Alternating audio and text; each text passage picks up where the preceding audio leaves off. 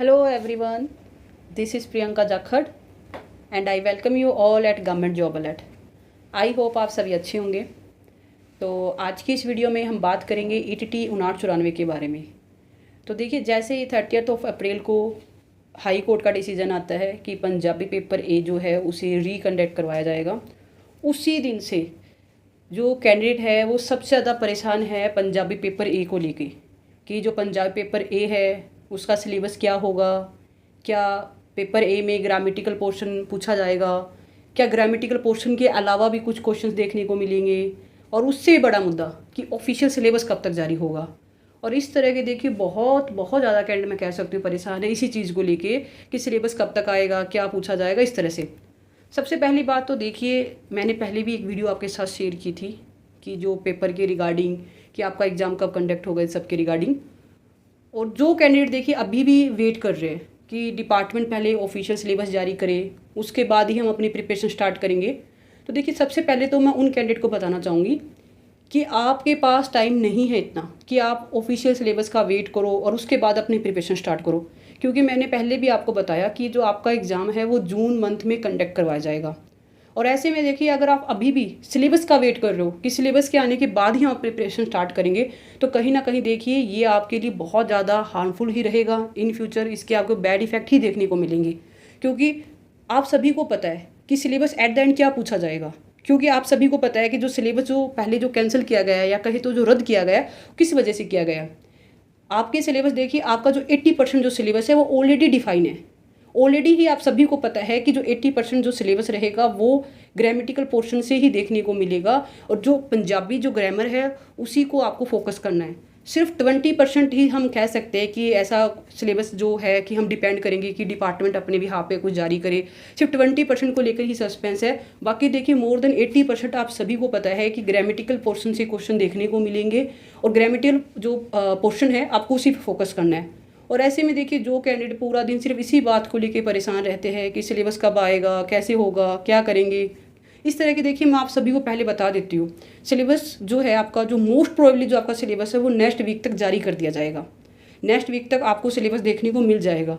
और इवन देखिए, जहाँ तक पॉसिबिलिटी है या फिर कहीं तो जहाँ तक उम्मीद है कि जो आपका जो सिलेबस है वो आपको इस वीक भी देखने को मिल सकता है। जहाँ तक जो इन्फॉर्मेशन मिल रही है उसके अकॉर्डिंग आपको इस वीक में भी सिलेबस देखने को मिल सकता है। बट नेक्स्ट वीक तो बिल्कुल कन्फर्म है कि नेक्स्ट वीक तक तो आपका सिलेबस है वो जारी कर दिया जाएगा। तो सिलेबस के बारे में देखिए आपको टेंशन लेने की ज़रूरत नहीं है। किस तरह से सिलेबस बनाना है, क्या बनाना है, ये टोटली डिपार्टमेंट पे है। ये डिपार्टमेंट का काम है, उन्हें करने दीजिए। आपके सोचने से न तो डिपार्टमेंट कोई जो टॉपिक है उसमें इंक्लूड करेगा, न ही एक्सक्लूड करेगा।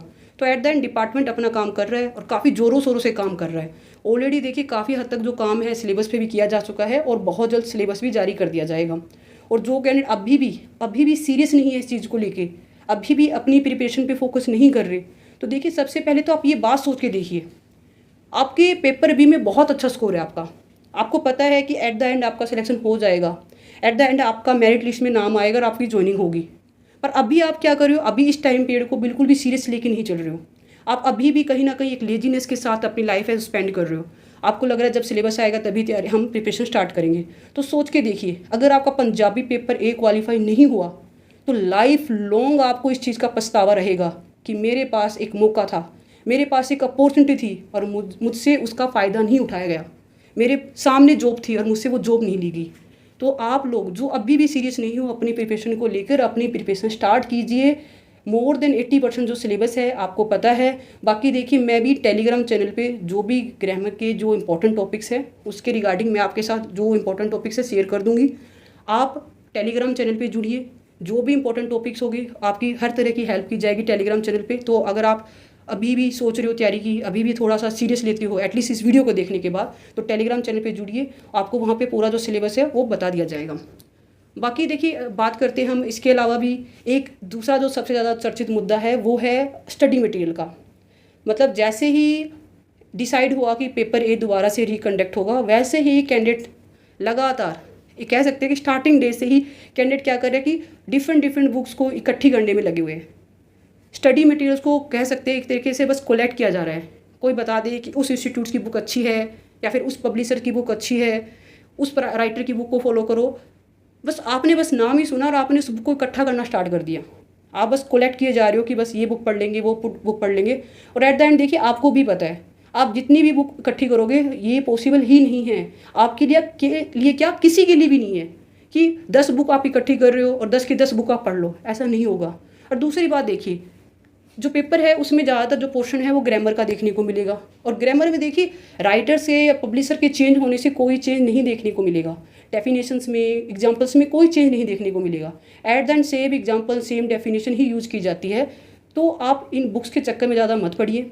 और स्पेशली देखिए काफ़ी लोग हैं जो कि प्राइवेट राइटर्स की बुक्स को या फिर प्राइवेट इंस्टीट्यूट्स की बुक्स को ज़्यादा फॉलो कर रहे हैं। उन्हें ये है कि बस यही बुक्स है, इसे ही फॉलो करेंगे हम तो ब्लाइंडली। मैं आपको मना नहीं करूँगी, आप चाहो तो जिस भी राइटर की या पब्लिशर की बुक फॉलो कर सकते हो। बाकी देखिए, अगर मैं जनरली में बात करूँ, आपने भी चीज़ लाइफ में ज़रूर नोटिस की होगी कि जितने भी मार्केट में जो पब्लिक राइटर है या पब्लिक जो प्राइवेट जो पब्लिशर है, कोई एक भी ऐसा सिंगल पब्लिशर नहीं है या फिर सिंगल राइटर नहीं है जिसकी बुक 100% एरर फ्री हो। हर एक राइटर की या पब्लिशर की या इंस्टीट्यूट्स की बुक में आपको कोई ना कोई, कह सकते हैं कि ढेर सारी मिस्टेक्स देखने को मिलेगी। और ऐसे में देखिए, आप खुद सोच के देखिए, आप एक प्राइवेट राइटर की या प्राइवेट इंस्टीट्यूट्स की बुक पढ़ के जा रहे हो और आपने उसमें एक क्वेश्चन रीड किया और सेम क्वेश्चन आपको एग्जाम में देखने को मिलता है, और उस प्राइवेट इंस्टीट्यूट ने या फिर बुक्स जो राइटर था उसकी बुक्स में उसका जो आंसर था वो गलत था। आपने वही याद किया और आपने एग्जाम में भी उसी क्वेश्चन के उसी आंसर को टिक किया, तो एट द एंड देखिए आपका जो आंसर है वो गलत होगा। आप उसे चैलेंज भी नहीं कर सकते। क्यों? क्योंकि प्राइवेट राइटर या इंस्टीट्यूट्स की बुक्स को आप एज ए चैलेंज करने के लिए यूज़ नहीं कर सकते। तो देखिए समझदारी इसी में है। नो डाउट आप ट्रस्ट कीजिए, मैं ये नहीं कहूँगी कि जितने भी प्राइवेट इंस्टीट्यूट्स है या फिर प्राइवेट राइटर है उन सभी की बुक्स अच्छी नहीं है या फिर सभी की बुक्स में एरर है। नो डाउट इंस्टीट्यूट्स ने भी काफ़ी कह सकते हैं कि अपना हार्डवर्क करके अपनी बुक्स प्रिपेयर की है, बट आपको एक जो कह सकते हैं एक अच्छी जो एक्यूरेट बुक्स की बहुत ज़्यादा ज़रूरत है। जैसे आप देखिए, अभी मेरे पीछे भी देख पाओगे, ये जो बुक्स है ये भी जो है प्राइवेट राइटर्स की बुक्स है, और आप में से भी काफ़ी लोगों ने ये बुक्स पढ़ी भी होगी, देखी होगी कहीं ना कहीं अपने फ्रेंड सर्कल में। पर देखिए ये जो बुक्स है और जो वनडे एग्जाम्स की जो बुक्स है, स्पेशली देखिए मैं बात कर रही हूँ यहाँ पे क्लैरिकल या टीचिंग या फिर कोई और भी जो वनडे एग्जाम की जो बुक्स है, उसमें कोई भी बुक आपको ऐसी देखने को नहीं मिलेगी जो एरर फ्री हो। ये बुक्स वनडे एग्जाम के लिए नहीं है, ये थोड़े अलग लेवल की है, इनमें जो क्वेश्चन है वो अलग है। बट वनडे एग्जाम में देखिए बहुत सारी ऐसी बुक्स में जिसमें बहुत ज़्यादा एरर मिलेगी। एट द एंड इससे आपका कहीं ना कहीं नुकसान हो सकता है। बाकी देखिए, अगर आप मुझसे एक तरीके से चाहो कि मैम आप कौन सी बुक फॉलो कर रहे हो या फिर कौन सी ऐसी बुक्स है जो मैं फॉलो कर रही हूँ जिसकी हेल्प से आपकी भी कहीं ना कहीं हेल्प हो सकती है, तो देखिए अभी आप देख पाओगे आपकी स्क्रीन पे, ये पंजाब बोर्ड की बुक है। और ये देखिए, आपको हो सकता है अगर कोई प्राइवेट बुक में यहाँ पे आपको शो करती तो आपको लगता कि मैं शायद किसी इंस्टीट्यूट का या फिर किसी राइटर का जो कह सकते हैं कि पेड प्रमोशन कर रही हूँ। ये एक सरकारी बुक है, न तो सरकारी बुक का कोई भी प्रमोशन करवाता और न सरकारी बुक को किसी प्रमोशन की ज़रूरत होती। और ये बुक देखिए, ये बिल्कुल एक्यूरेट बुक्स है, आप इसे बिल्कुल अच्छे से फॉलो कर लीजिए। ये बुक बहुत अच्छी बुक है और मैं खुद भी अपनी स्टडी के लिए यही बुक फॉलो कर रही हूँ। और इसके लिए देखिए आपको पैसे भी वेस्ट करने की ज़रूरत नहीं है। ये बुक आपको ऑनलाइन अवेलेबल है, फ्री ऑफ कॉस्ट अवेलेबल है। आप चाहोगे तो मैं भी इसका जो लिंक है टेलीग्राम चैनल पे शेयर कर दूँगी, आप वहाँ से इस बुक को डाउनलोड करके फ्री ऑफ कॉस्ट पढ़ सकते हो।